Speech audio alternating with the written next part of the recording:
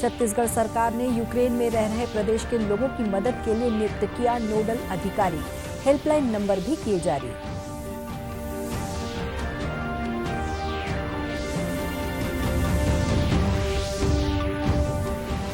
देश में राष्ट्रीय टीकाकरण अभियान के तहत 175 करोड़ से अधिक कोविड रोधी टीके लगाए जा चुके हैं।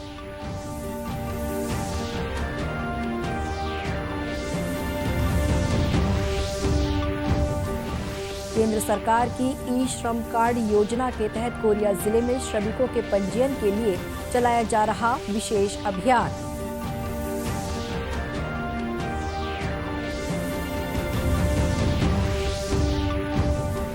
और बच्चों में सुनने की दक्षता और कल्पनाशीलता बढ़ाने प्रदेश की सभी प्राथमिक शालाओं में आज से शुरू हुआ कहानी उत्सव।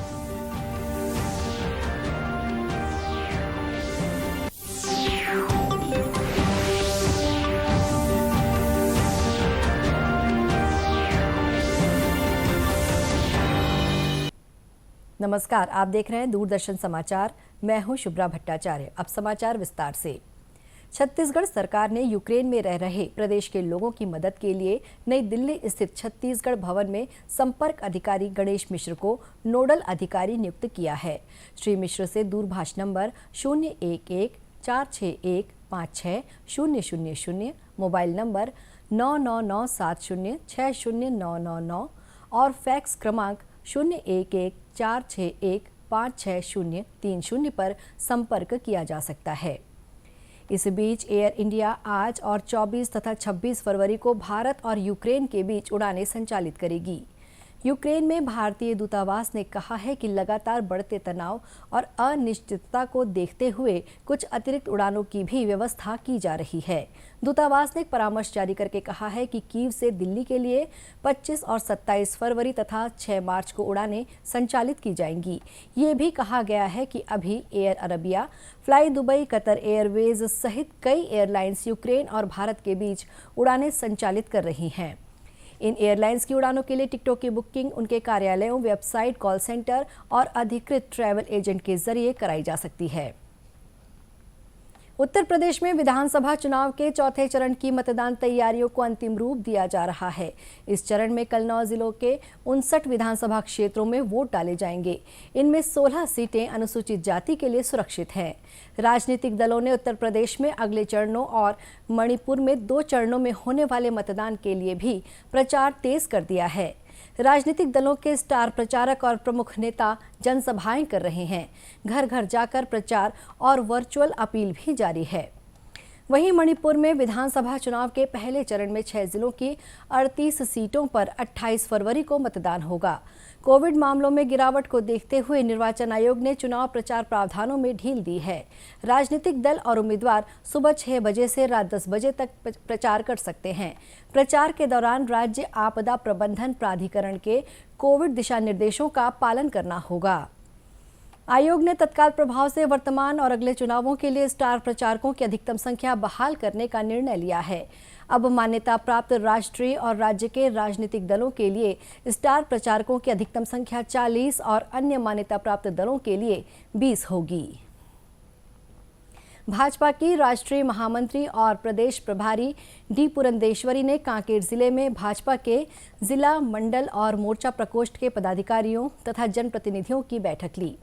इस अवसर पर डी पुरंदेश्वरी ने कार्यकर्ताओं को संबोधित करते हुए कहा कि कार्यकर्ता एकजुट होकर बूथ को मजबूत करें, बूथ में जाएं और लोगों से बात करें, तभी भाजपा मजबूत होगी। श्रीमती पुरंदेश्वरी ने कहा कि छत्तीसगढ़ प्रभारी होने के नाते उनका दायित्व संगठन को मजबूत करना है। उन्होंने कहा कि पार्टी में अनुशासन होना बहुत जरूरी है। कार्यकर्ता लोगों की समस्या को लेकर रणनीति बनाकर कार्य करें ताकि जनता को राहत मिल सके। श्रीमती पुरंदेश्वरी ने प्रधानमंत्री आवास योजना के तहत बंद पड़े कार्यों को शुरू करने, बिजली बिल हाफ करने और गांव में बिजली की समस्या को दूर करने की मांग की। साथ ही उन्होंने भाजपा कार्यकर्ताओं से कहा कि वे केंद्र सरकार की योजनाओं को आम जनता तक पहुंचाएं। देश में राष्ट्रीय टीकाकरण अभियान के तहत 175 करोड़ 83 लाख से अधिक कोविड रोधी टीके लगाए जा चुके हैं। स्वास्थ्य मंत्रालय ने कहा है कि कल 35,50,000 से अधिक टीके लगाए गए। इस समय स्वस्थ होने की दर 98.38% है। कल 34,000 से अधिक लोगों के स्वस्थ होने के साथ ही अब तक 4,21,58,510 लोग संक्रमण मुक्त हो चुके हैं। इस समय 1,81,075 लोगों का उपचार चल रहा है। दैनिक संक्रमण दर 1.24% और साप्ताहिक संक्रमण दर 1.98% है। कल कोविड से 235 लोगों की मृत्यु हुई। अब तक 76 करोड़ 12 लाख से अधिक जांच हो चुकी है। इधर छत्तीसगढ़ में कल कोरोना के 264 मरीजों की पहचान हुई। वर्तमान में 2,887 मरीज विभिन्न अस्पतालों और होम आइसोलेशन में अपना उपचार करा रहे हैं। प्रदेश में औसत पॉजिटिविटी दर 0.91% है। प्रदेश में कोरोना संक्रमण से मृत व्यक्तियों के परिजनों के लिए 19,296 प्रकरणों पर 96 करोड़ 48 लाख रुपए की राशि प्रदान की जा चुकी है। कोविड से हुई मृत्यु के लिए रायपुर जिले में सर्वाधिक 14 करोड़ 72 लाख रुपए की राशि भुगतान की गई है। वहीं राष्ट्रीय कोविड रोधी टीकाकरण अभियान के तहत प्रदेश में अब तक 3,75,41,637 लोगों ने टीके लगवा लिए हैं। इसी कड़ी में महासमुंद जिले में 100% लोगों को कोविड टीका लगाने के उद्देश्य से 5 दिवसीय टीका महाअभियान चलाया जा रहा है। इसके तहत स्कूल के बच्चों को प्रथम और द्वितीय डोज लगाया गया। आंगनबाड़ी कार्यकर्ताओं और सहायिकाओं को भी बूस्टर डोज का टीका लगाया जाएगा। टीका महाअभियान के बारे में मुख्य चिकित्सा और स्वास्थ्य अधिकारी डॉक्टर N.K. मंडपे का कहना है कि बच्चों और फ्रंटलाइन कार्यकर्ताओं को बूस्टर डोज का 100% लक्ष्य पूरा करने के उद्देश्य से टीका महाअभियान चलाया जा रहा है। समाचारों का सिलसिला आगे भी जारी रखेंगे। फिलहाल लेते हैं एक छोटा सा ब्रेक।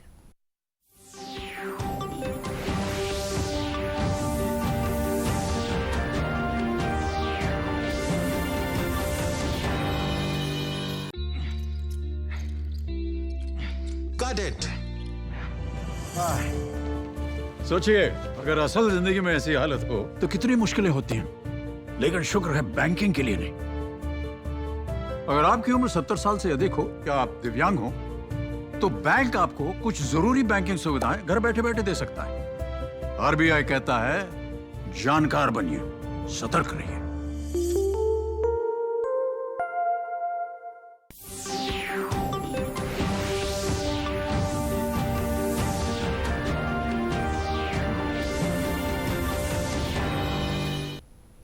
ब्रेक के बाद एक बार फिर आपका स्वागत है दूरदर्शन समाचार में। केंद्र सरकार द्वारा श्रमिकों के कल्याण के लिए अनेक योजनाएं चलाई जा रही हैं। इसके तहत श्रमिकों का ई-श्रम पंजीयन कराया जा रहा है। इसी कड़ी में कोरिया जिले में ई-श्रम पंजीयन के लिए श्रमिकों को खास तौर से प्रोत्साहित किया जा रहा है। इसके लिए 28 फरवरी तक विशेष अभियान चलाया जा रहा है। इस योजना के बारे में श्रम निरीक्षक मुकेश कुमार राठौर ने बताया कि ई पंजीयन कराने से श्रमिकों को बीमा का लाभ मिलेगा। साहब के मार्गदर्शन में 1,49,537 आज दिनांक तक ई श्रम का पंजीयन हो चुका है। 28/2/2022 तक विशेष ई श्रम का पंजीयन किया जा रहा है। इसमें आधार कार्ड, बैंक पासबुक और मोबाइल नंबर के साथ हितग्राही अपने निकट के चॉइस सेंटर में जाके अपना पंजीयन करा सकते हैं। ई श्रम पंजीयन कराने से उनको अभी बीमा का लाभ मिल रहा है। आगामी ई श्रम पंजीयन होने के बाद विशेष योजना का लाभ प्रदान किया जाएगा। वहीं ई श्रम कार्ड के बारे में हितग्राही ने बताया कि केंद्र सरकार की ये योजना उनके लिए लाभपूर्ण है। मेरा ई श्रमिक पंजीयन अभी तत्काल बनाया गया है। यह सरकार की बहुत अच्छी योजना है। मेरे को अगर कुछ हो जाने पर नॉमिनी के रूप में मेरी पत्नी का नाम दर्ज है, उनको 2 लाख रुपए का कवरेज बीमा मिलेगा। यह सरकार की महत्वपूर्ण योजना है। गौरतलब है कि भारत सरकार की ई श्रम कार्ड योजना में पंजीबद्ध किए जा रहे श्रमिकों को विभिन्न योजनाओं के साथ ही बीमा का लाभ भी मिल सकेगा। प्रदेश के शैक्षणिक संस्थाओं में अब ग्रीष्मकालीन अवकाश 15 मई से 15 जून तक रहेगा। राज्य शासन ने शिक्षा सत्र 2021-22 में शासकीय अनुदान प्राप्त, गैर अनुदान प्राप्त स्कूलों और डीएड, बीएड, एमएड कॉलेजों के लिए ग्रीष्मकालीन अवकाश में संशोधन किया है। संशोधित आदेश के अनुसार अब शैक्षणिक संस्थाओं में 15 मई से 15 जून तक कुल 32 दिन का ग्रीष्मकालीन अवकाश रहेगा। जारी आदेश में कहा गया है कि वर्तमान शैक्षणिक सत्र 31 मार्च के स्थान पर 30 अप्रैल तक बढ़ा दिया गया है। वहीं आगामी शैक्षणिक सत्र 1 मई से 15 दिन के अतिरिक्त शैक्षणिक कार्य के लिए प्रारंभ किया जाएगा। उल्लेखनीय है कि वर्तमान शैक्षणिक सत्र के लिए पूर्व में 46 दिन का ग्रीष्मकालीन अवकाश 1 मई से 15 जून तक निर्धारित था। आज प्रदेश की सभी प्राथमिक शालाओं में कहानी उत्सव की शुरुआत की गई। इसके जरिए मूलभूत साक्षरता के विकास के लिए बच्चों के श्रवण कौशल और कल्पनाशीलता को कहानी के माध्यम से विकसित किया जाएगा। इसी कड़ी में दुर्ग जिले के सभी 585 प्राथमिक स्कूलों में कहानी उत्सव की शुरुआत हुई। इस दौरान मुख्य कार्यक्रम शासकीय प्राथमिक स्कूल पुलगांव और विवेकानंद नगर शासकीय प्राथमिक स्कूल में आयोजित किया गया, जहां बुजुर्गों ने बच्चों को उनकी मातृभाषा में कहानी सुनाई। इस बारे में समग्र शिक्षा के नोडल अधिकारी विवेक शर्मा ने बताया कि कहानी सुनने से बच्चों में श्रवण कौशल को बढ़ावा मिलता है। कहानी वास्तव में एक शिक्षण का माध्यम है, जिसमें एक रचनात्मकता होती है और बच्चे बहुत अच्छे श्रोता बनते हैं। और कहानी जैसे जैसे कहानी चलती है, बच्चे नायक की भूमिका में स्वयं को कल्पना करते हैं और एक कल्पनाशीलता उनमें आती है। समुदाय में जो चुप्पी है उसको तोड़ने का बहुत अच्छा माध्यम है और इस कहानी के माध्यम से ही बच्चे जो हैं रचनात्मक चित्रकार बन सकते हैं। इसलिए आज शासन के निर्देश पर प्राथमिक शालाओं में जो बड़े बुजुर्ग गण हैं, माता पिता हैं, उनके द्वारा बच्चों को कहानी सुनाने का आयोजन दुर्ग जिले में किया जा रहा है। अंतर्राष्ट्रीय मातृभाषा दिवस के अवसर पर प्रदेश भर के स्कूलों में मनाए जा रहे कहानी उत्सव से बच्चों में सुनने की दक्षता और कल्पनाशीलता का भी विकास होगा। शासकीय TCL PG कॉलेज जांजगीर विधि विभाग के 5वें सेमेस्टर के छात्र छात्राओं के लिए म्यूट कोर्ट का आयोजन किया गया। इसमें छात्रों ने क्रिमिनल केस के तहत मुस्लिम विवाह संरक्षण अधिनियम 2019 की धारा 4 के तहत 3 तलाक संबंधी वाद पर से म्यूट कोर्ट का मंचन किया। इस बारे में महाविद्यालय के विधि विभाग की विभाग अध्यक्ष डॉक्टर आभा सिन्हा ने बताया कि कानून की पढ़ाई के दौरान छात्रों को किताबी ज्ञान के साथ साथ प्रायोगिक ज्ञान की जरूरत होती है। ऐसे में न्यायालय की प्राथमिक कार्यवाही को जानने और समझने के लिए म्यूट कोर्ट एक सशक्त माध्यम है। कोर्ट बहुत महत्वपूर्ण स्थान रखता है, क्योंकि जो हम लोग किताबी ज्ञान देते हैं उसके अलावा जो कोर्ट में जाकर हम लोग प्रोसीजर देखते हैं वो हम लोग काल्पनिक रूप से यहाँ पर कॉलेज में करते हैं, जिससे हमारे स्टूडेंट लोगों को बहुत फ़ायदा होता है। और हम ये चाहते हैं कि जब वो हमारे यहाँ से पास होकर कोर्ट में जाए तो उनको कोई भी दिक्कत वहाँ पर ना हो। इसलिए हम लोग समय समय पर हमारे सिलेबस में भी हम लोग ने इसको रखा है और मूट कोर्ट के माध्यम से हम उनके भविष्य को उज्जवल बनाते हैं। डॉक्टर सिन्हा ने म्यूट कोर्ट में सर्वश्रेष्ठ प्रदर्शन करने वाले छात्र छात्राओं को सम्मानित करने की भी घोषणा की। कार्यक्रम में विधि विभाग की विभाग अध्यक्ष डॉक्टर आभा सिन्हा के साथ ही प्रोफेसर डॉक्टर अभय सिन्हा, असिस्टेंट प्रोफेसर नरेश आजाद और विधि के विद्यार्थी उपस्थित थे। अंत में मुख्य समाचार एक बार फिर से। छत्तीसगढ़ सरकार ने यूक्रेन में रह रहे प्रदेश के लोगों की मदद के लिए नियुक्त किया नोडल अधिकारी, हेल्पलाइन नंबर भी किए जारी।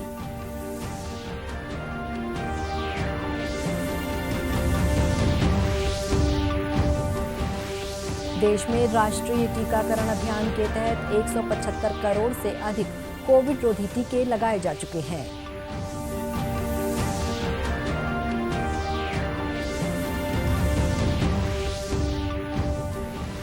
केंद्र सरकार की ई-श्रम कार्ड योजना के तहत कोरिया जिले में श्रमिकों के पंजीयन के लिए चलाया जा रहा विशेष अभियान।